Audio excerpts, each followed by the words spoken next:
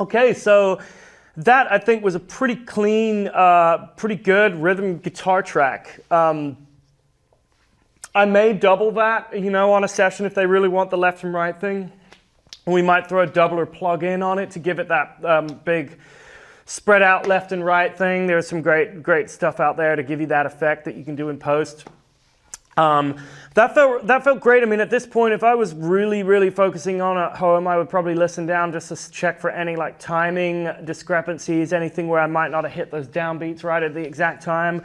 I think we were good. I think we should just listen to the intro first verse. Let's just make sure that everything's good where we want it to be, especially that first verse part where we kind of got that little like, more like a Nile Rodgers type thing where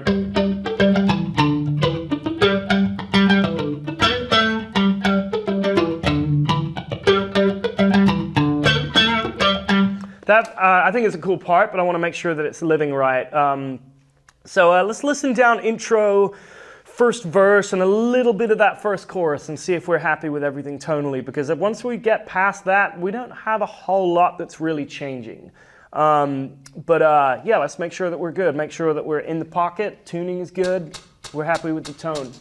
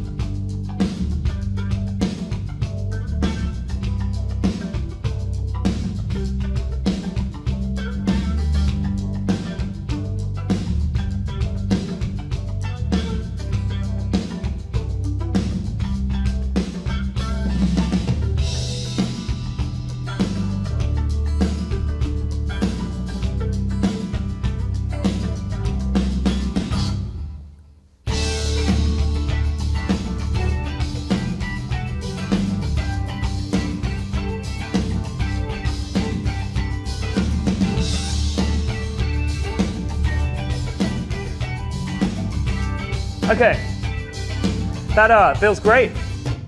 Yeah, that feels fantastic. Again, with the general rule is like in that first verse, if you're really wanting it to be super repetitive, you might pick a couple bars and fly them from one spot to the other. But in the spirit of just letting it be how it is and moving on, I think that feels great. I'd be very happy with that as a first pass.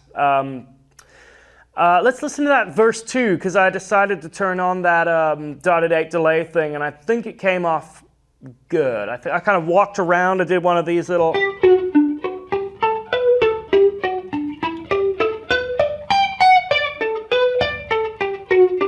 You know what I mean? Which is kind of not very good sounding by itself, but once you get the...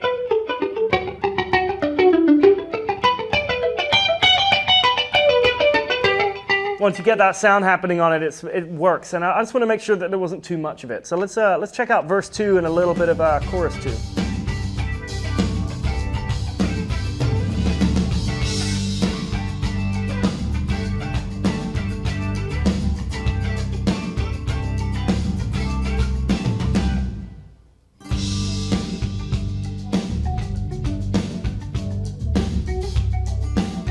Yeah, it feels more like a keyboard part. It's cool.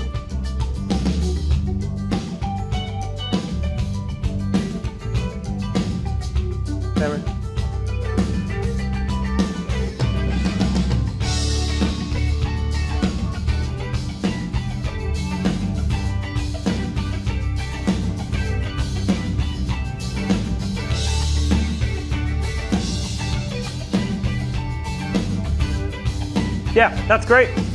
I love that. And as far as the rest of the track, I don't think we got too much else going on.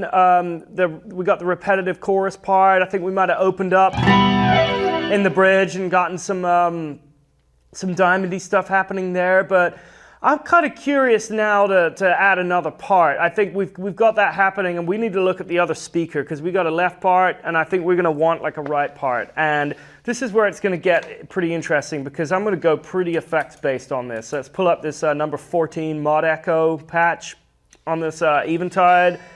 And this, again, any kind of stereo chorus verb delay type of thing will work on this. Like this is a pretty wet sound, so we kind of got this.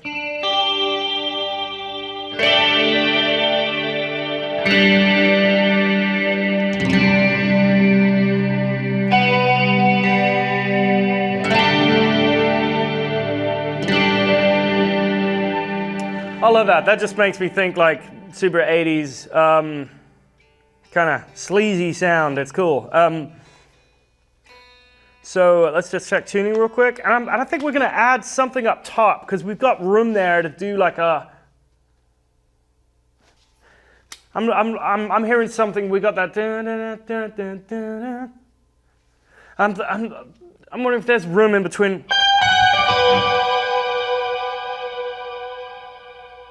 I like that. So I got a little bit of a pitch, a high octave blended in. So here's without the echo.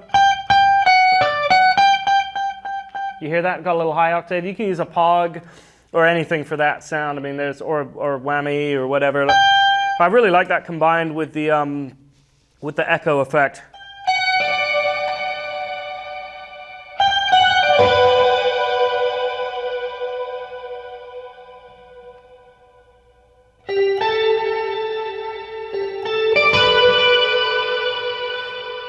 Now I'm just going to play something that you might play on like an electric piano or something. That's kind of where I'm at in my head. I'm like, what would they do if they were doing like a super 80s? Like I think of almost like a Tears for Fears type of vibe. I know a lot of the sort of the newer sort of 80s revisited type stuff borrows a lot from that kind of stuff. Like you got those Yamaha CP7 keyboards that have all this, you know, kind of classic.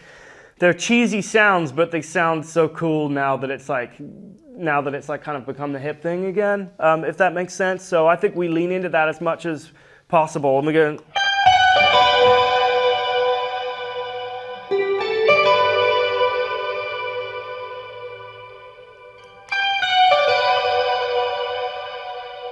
You know what? And I'm going to add some slide goodness as well on some of these verses, like some of the.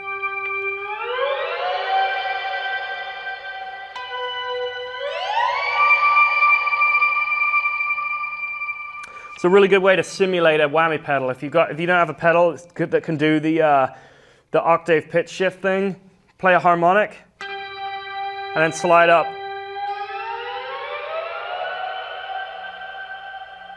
You can get a very cool for those like soundscape type stuff. I think it's actually like a Hawaiian guitar technique. I think they used to do that on the lap steel, you know. All of that kind of thing, but when you add some effects to it, it's like you can make it sound like it's, you know, like a synth instrument or something doing like a octave pitch bend or something. But let's get into it. I'm going to do a pickup lick on this, so we're going to count like 1, 2, 3, and we're going to hit the lick there. I think it's going to sound good, and let's see if it works.